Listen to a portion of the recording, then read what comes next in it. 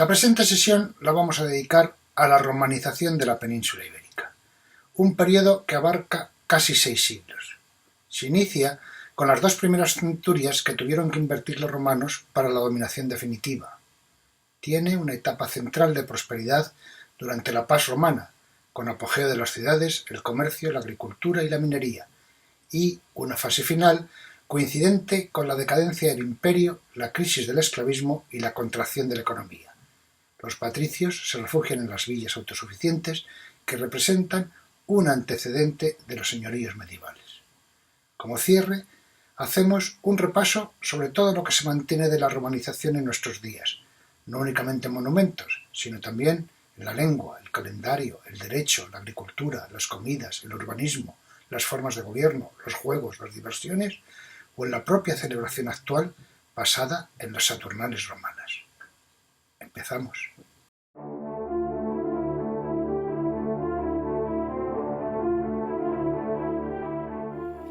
Cuando en el siglo I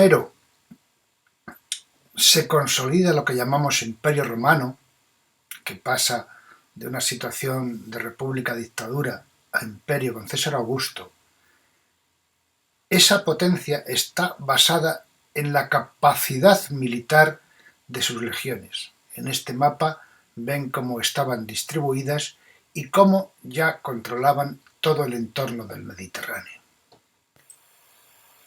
En este siguiente mapa podemos apreciar el desarrollo en verde de la situación del Imperio Romano en la época de Augusto, donde ya teníamos las 3 principales ciudades romanas de la península ibérica, Emérita Augusta, que era Mérida, Córdoba y Tarraco.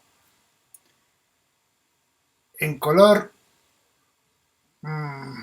lila morado tienen la expansión del imperio hacia la mitad del siglo II. Y luego, pues, las zonas, sobre todo del Imperio Parto, que es con el que en principio tuvieron más conflictos hasta que la situación de los bárbaros en los siglos IV y V acabaría con este imperio. Les invito ahora a que activemos el enlace a un vídeo del canal Forgotten Heroes de 8:35 minutos, en el que nos ofrecen un resumen de la romanización de la península ibérica. Vamos a basar nuestra explicación en una obra del profesor Luis Íñigo Fernández, en su libro España I, las raíces, y concretamente del capítulo Los hijos de la loba romana.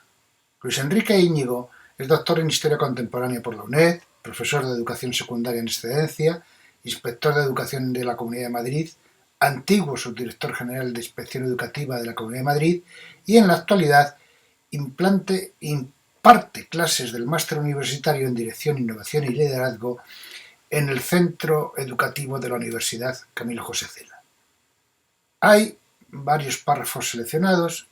Al libro pueden tener acceso en este enlace que les he puesto en un formato que durante 30 días les permite leerlo, y aparte de que lo recogemos en algunas de las siguientes diapositivas, posteriormente quizá abordaremos algunos de los capítulos concretos, como el desarrollo de la agricultura, la minería y el salazón, la situación de los señores y esclavos y la agonía del imperio, que es fundamental para entender este proceso. Como ya han podido apreciar en el vídeo, la conquista romana de Hispania, a diferencia de lo ocurrido en otros territorios como la Galia, que fue sometida en el transcurso de unas pocas campañas, la conquista de Hispania requirió casi 2 centurias. Entre el 205 a.C., fecha de derrota cartaginesa en la península, y el 19 a.C., año en el que Agripa, general de Augusto, culmina con éxito su campaña contra los pueblos cántabros. Y tras la espada, la toga. En el siglo II a.C., Roma dividió Hispania en 2 provincias. La citerior, con capital en Cartagonova, y la ulterior con capital en Córdoba. Entre el 27 y el 14 a.C., Augusto dividió la ulterior en dos, al sur la del Guadiana, la Bética, con capital en Córdoba, y la otra, al norte, la Lusitania, con capital en Emérita Augusta, Mérida. La citerior, incluyendo las Islas Baleares, cambió su nombre por Tarraconense, y Tarraco, Tarragona, fue su capital.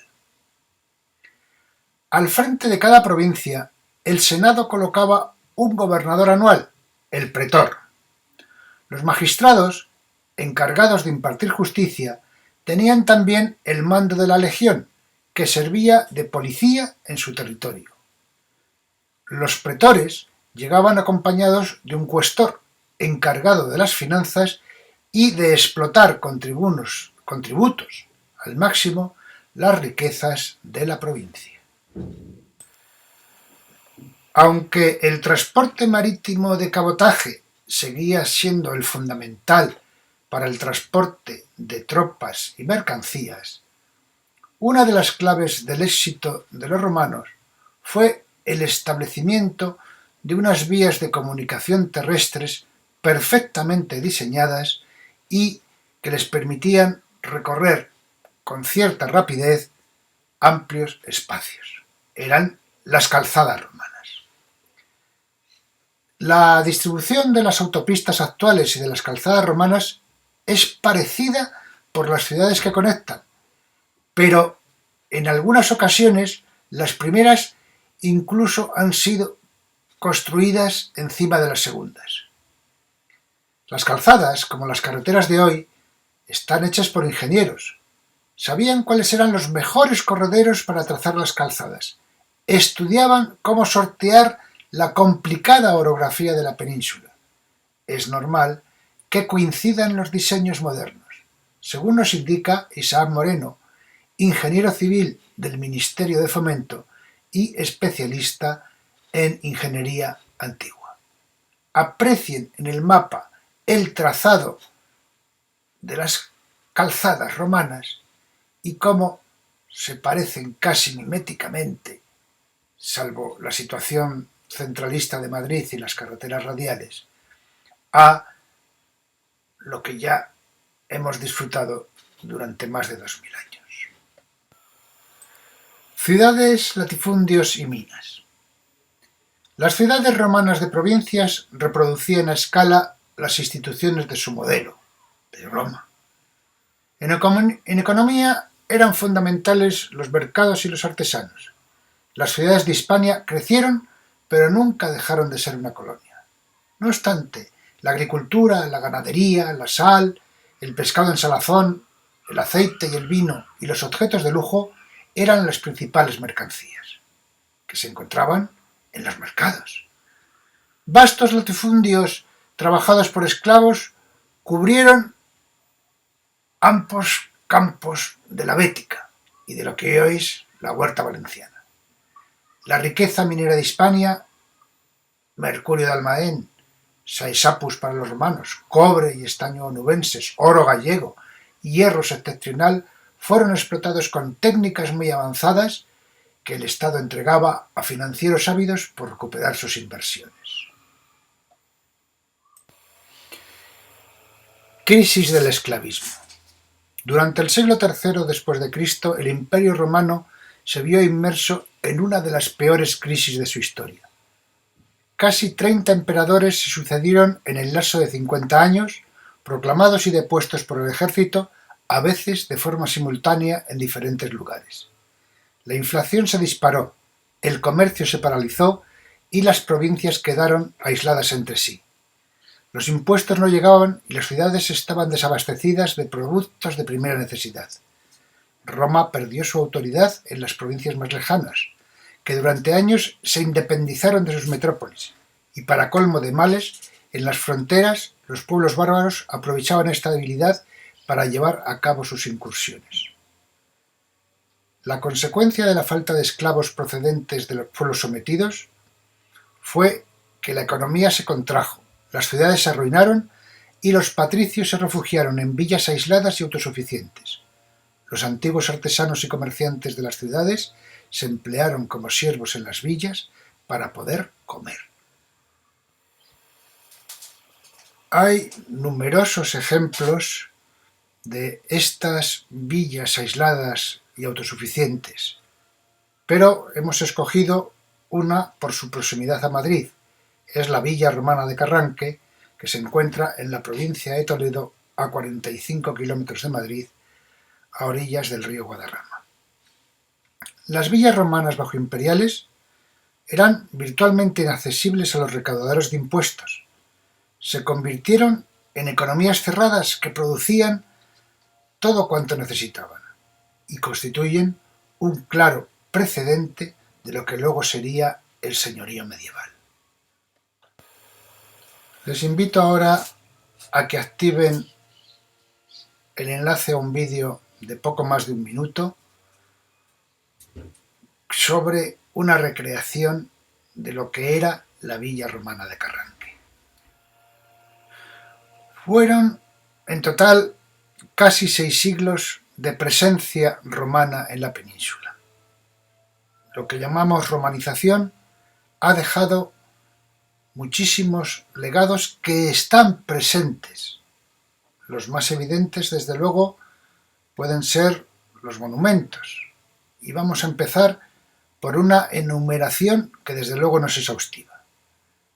Tenemos el teatro romano, el templo de Diana, el circo anfiteatro, la casa de Mitreo, el arco de Trajano, el embalse de Cornalvo y el puente romano de Mérida, el acueducto de Segovia, la torre de Hércules en A Coruña, el puente romano y templo de Claudio Marcelo en Córdoba, el puente de Alcántara sobre el Tajo en Cáceres, el teatro, circo, anfiteatro y templo de Trajano de Itálica en Sevilla, las médulas de las minas de oro del Bierzo, la muralla y el templo de Santa Eulalia, antes diosa Cibeles en Lugo, la muralla de Astorga, el anfiteatro Muralles y Torres de los Escipiones de Tarragona, el puente de Uronse, el templo romano de Vid, el acueducto de Les Fereres en Tarragona, el acueducto de Peñacortada en Valencia, el teatro y casa de la Fortuna de Cartagena, las termas de Campo Valdés en Gijón,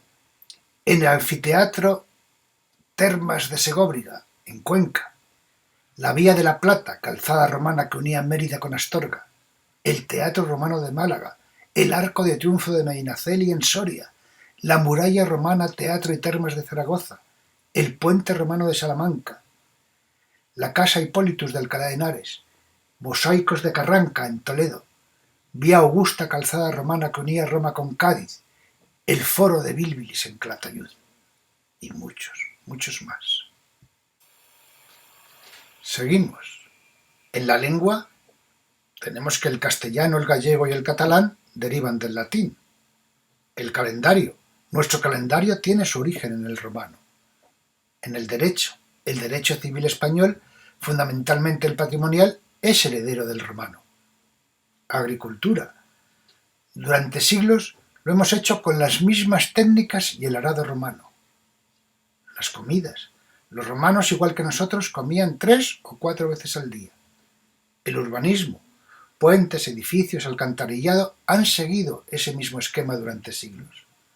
Las formas de gobierno, monarquía y cargos en función del parlamento, senado para los romanos. Los juegos de pelota, jugar con muñecas, son herencia de la romanización.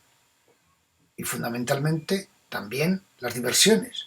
Los más favorecidos socialmente, los ricos, han seguido practicando aquello que era predilecto para los patricios romanos, la caza y la pesca. Y encontrándonos en estas fechas, próximos a la celebración de la Navidad en nuestra sociedad actual española, no podemos dejar de mencionar las Saturnales, la Navidad romana. La festividad de las Saturnales se celebraba entre el 17 y el 23 de diciembre y estaba dedicada a Saturno, dios de la agricultura. Todo comenzaba en el templo con un sacrificio y una multitud que gritaba «¡Yo, Saturnalia!». Esos días se cerraban las escuelas, los comercios, los tribunales, no se hacía la guerra, se decoraban las calles con velas y figuritas y plantas. También eran fechas para celebrar reuniones con amigos y familiares, incluido el cuñado odioso que siempre ha ocurrido en todas las épocas. Curiosamente, se hacían intercambios de roles.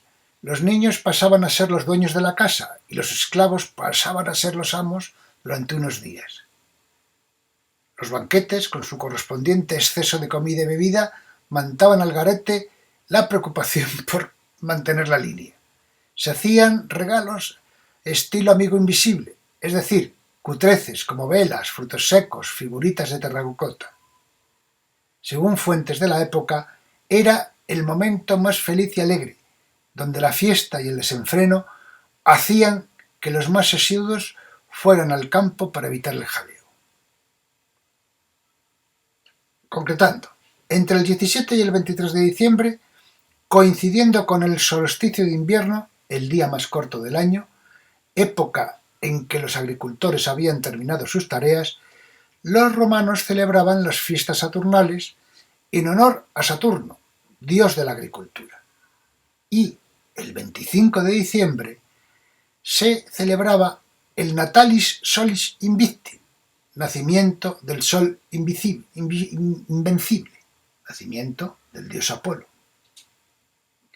En el cristianismo, el Papa Julio I, del 320 al 353, fijó la celebración del nacimiento de Jesucristo en el 25 de diciembre, quizá para no competir con los paganos y atraerlos hacia la nueva religión monoteísta.